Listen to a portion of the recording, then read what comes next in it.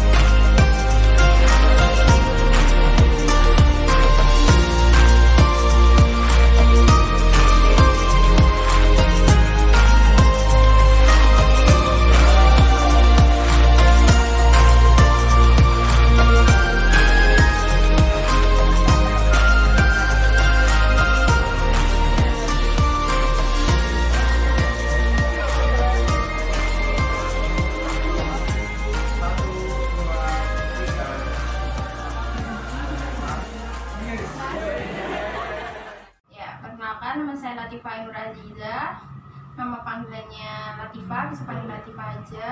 Di sini saya menjalani bisnis kue, namanya Yamifa. Ya. Itu kakak mulainya sendiri atau ide dari mana? Dulu kan saya sempat ambil kuliah di media tata juga.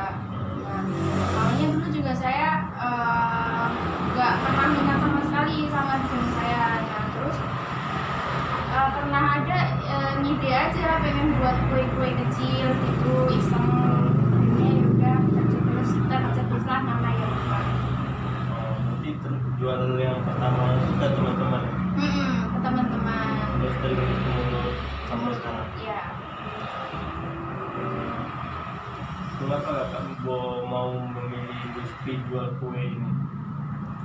Pertama-tamanya karena iseng. Terus bisanya juga cuma buat kue, akhirnya dari hobi bisa ke bisnis-bisnis kecil.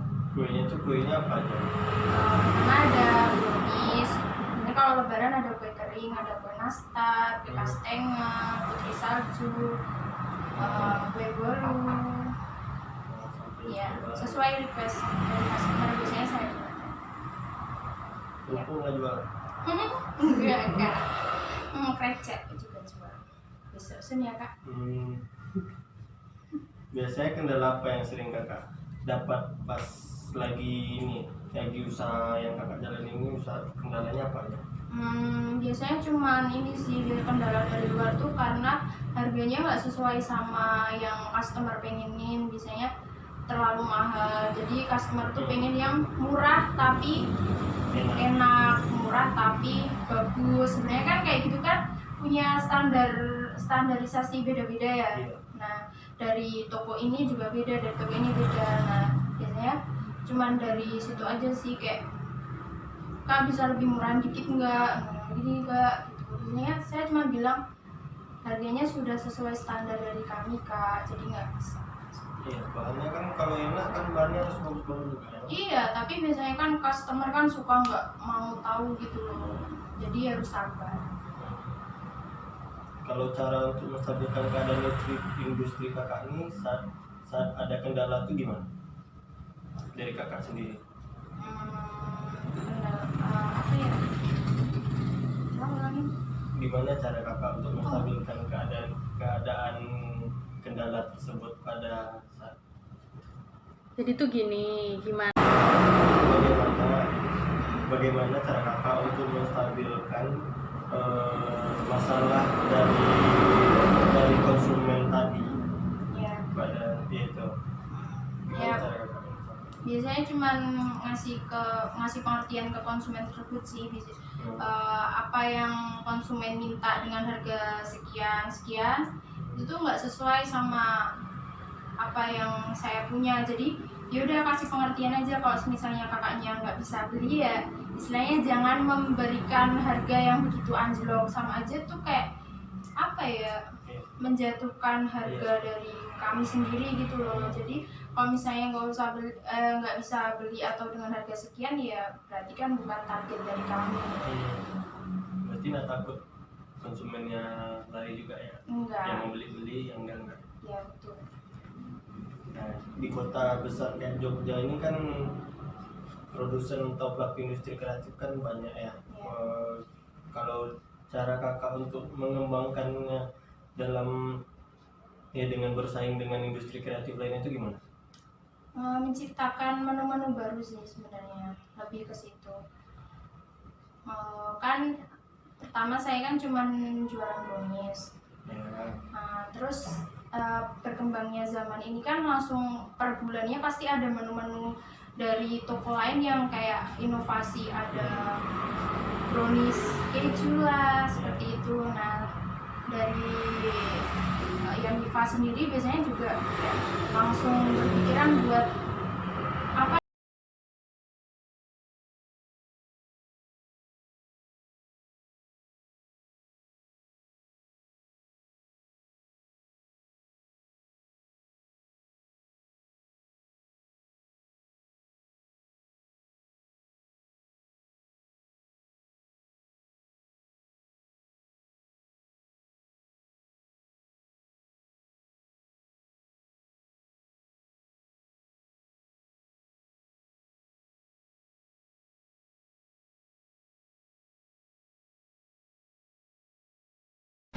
Every sha-la-la-la-la, you feel something new. I was like,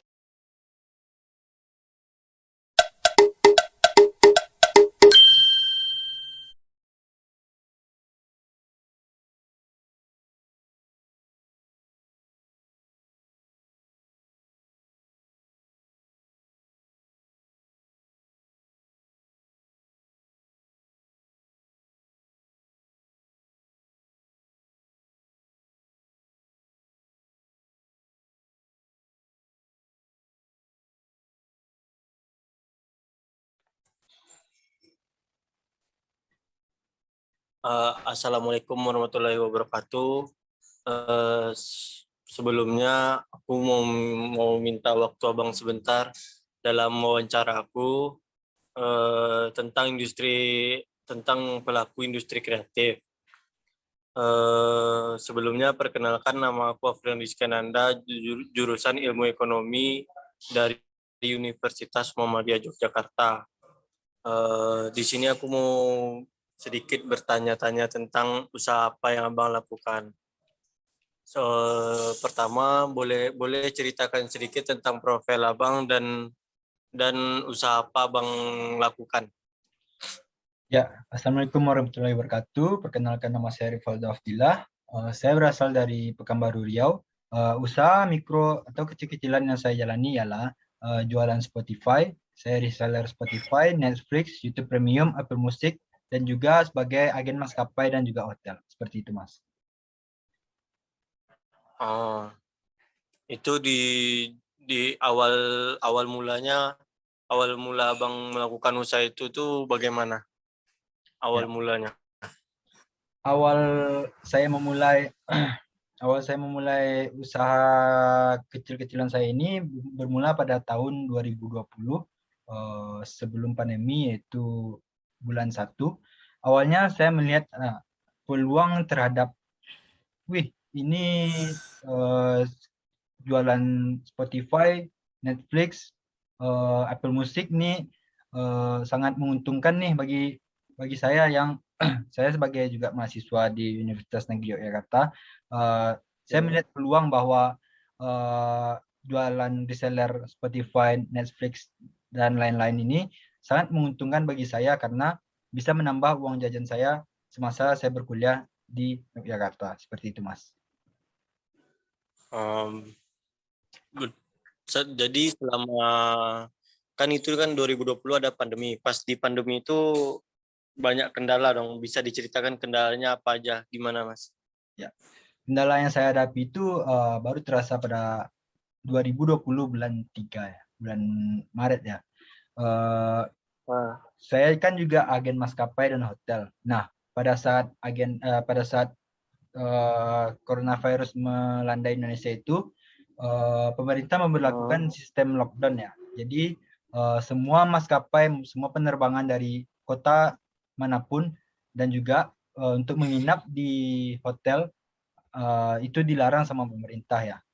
Jadi selama 2020 itu, selama kurang lebih 6 bulan, kendala yang saya hadapi itu tentunya ya tidak ada pelanggan yang beli maskapai dan hotel sama saya. Tetapi untuk sebagai reseller Netflix, Spotify, YouTube Premium itu pada tahun 2020 bulan Maret itu sangat menguntungkan ya. Karena pemerintah tadi memperlakukan sistem lockdown yang mana warga-warga atau anak-anak muda zaman sekarang itu tidak diperbolehkan untuk keluar rumah. Jadinya anak-anak mudanya ini sangat merasa bosan nih kalau di rumah nggak ada ngapa-ngapain.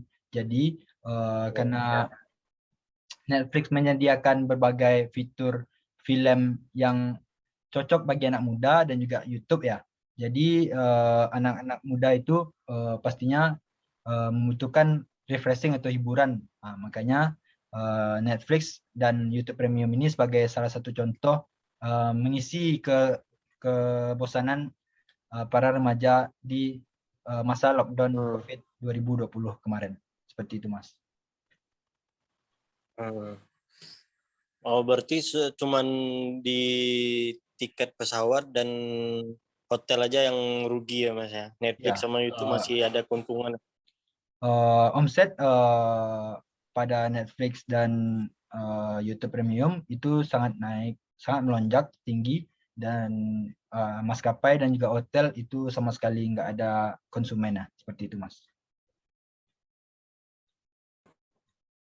Dapat kendala seperti itu tuh cara untuk menstabilkannya cuman dari YouTube sama Netflix, apa ada usaha lain yang abang lakukan? Ya karena anak muda ya, jadi saya sambil kuliah juga, jadi cuma reseller seperti itu. Kadang-kadang jualan pulsa juga, apa yang bisa dijual saya jual, seperti itu, Mas. Ya. Oh, nah yang pertanyaan terakhir saya, gini, kan di Yogyakarta termasuk salah satu kota besar ya. Nah, dan tentunya industri kreatif atau pelaku industri kreatif itu juga sangat banyak macamnya di sini. Cara Bang untuk bersaing dengan industri kreatif lainnya itu bagaimana?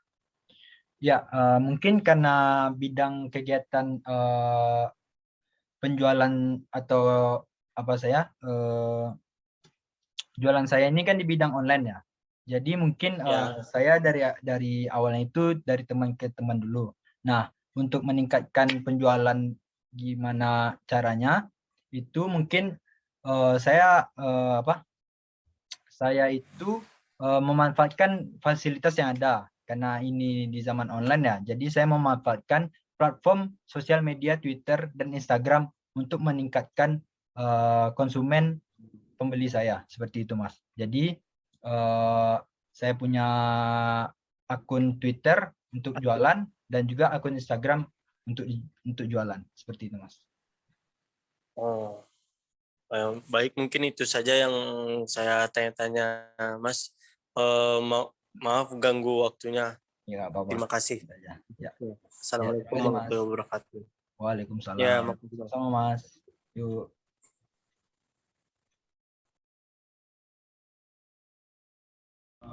Assalamualaikum warahmatullahi wabarakatuh. Sebelumnya aku di sini mau wawancara abang untuk penelitian. Sebelumnya perkenalkan, nama aku Abdullah Iskananda dari Universitas Muhammadiyah Yogyakarta, jurusan Ilmu Ekonomi. Akan mempertanyakan beberapa pertanyaan yang terkait dengan usaha industri yang sedang abang menjalani sekarang. Yang pertama, bisa ceritakan profil abang singkat dan usaha apa yang sedang abang jalani sekarang? Oke, perkenalkan, nama aku Lalu Pujian Syahrir. Aku lulusan Universitas Muhammadiyah Yogyakarta, jurusan Ilmu Komunikasi tahun 2017 dan sekarang sedang mengemban pendidikan di S2 Ilmu Komunikasi UGM dan juga sekarang bekerja sebagai marketing di Balakosa Kopi. Untuk industri kreatif yang saya tekuni sekarang saat ini adalah content creator dan juga freelance beberapa fotografi. Bagaimana awal abang mulai industri freelance fotografi itu? Bisa diceritakan singkat aja. Awalnya dulu tahun 2018, saat itu kan aku ngeliat teman-teman aku pada freelance foto untuk wisuda terus nikahan, jadinya saya tertarik buat itu. Dan juga dulu cewek yang aku suka, dia suka sama cowok yang di bidang itu, jadinya saya coba usaha gitu. Berarti cuma gara-gara cewek? Ya bisa dibilang 70% karena cewek. Terus menurut abang bagaimana perkembangan usaha yang abang mulai itu di Jogja? Perkembangan, kalau aku ngelihat sih, kalau dari pribadiku sendiri, usaha yang aku ini kan sih masih stagnan aja sih, masih biasa aja, karena aku juga kadang memilih job gitu kalau ada tawaran gitu. Memilih job dan sebagainya. Cuma untuk pandanganku di Jogja ini itu nggak akan mati sih industri kreatif dan konten kreator sendiri, karena untuk gigs juga masih banyak, terus nikahan juga banyak, wisuda banyak, apalagi Jogja kan yang terlanjur, apalagi kopi shop juga banyak.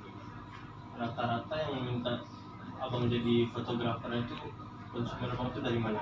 Konsumen itu terakhir itu aku dari UNY, tapi kebanyakan itu daerah Depok atau daerah apa ya istilahnya, utara Jogja utara ya.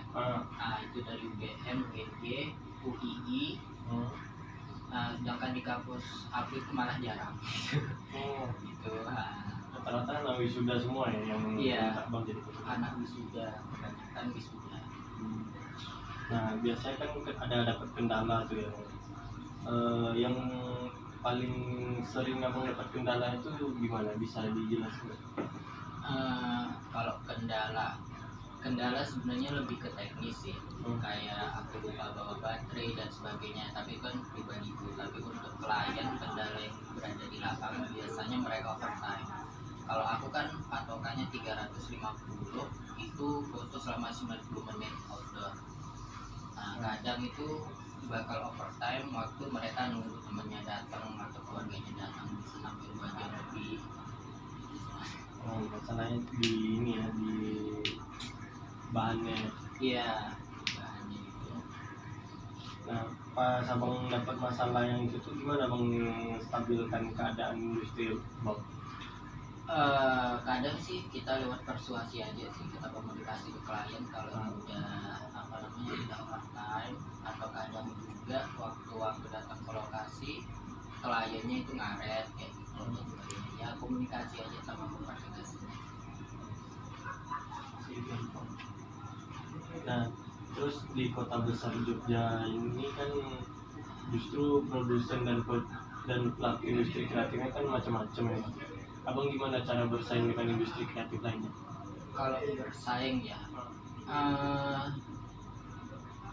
kalau aku masih belum apa ya, belum punya strategi untuk bersaing secara langsung, tapi kebanyakan aku jemput bola untuk gigs atau komunitas musik itu, apakah kalian mau dokumentasi dan sebagaimana, terus menjalin relasi, habis itu juga ngajak kolaborasi sih. Soalnya untuk menyaingi yang emang udah punya tim daripada yang aku sendiri tuh agak susah. Berarti abang ini kerjanya sendiri? Nggak ada Iya, tim? sendiri, nggak ada tim. Jadi kadang ya kalau kita kolaborasi misalnya sama freelance yang lain, biasanya kita saling bagi job aja. Misalnya aku tanggal segini nggak bisa nih, tak lempar ke kamu gimana gitu. Ini kolaborasi ini.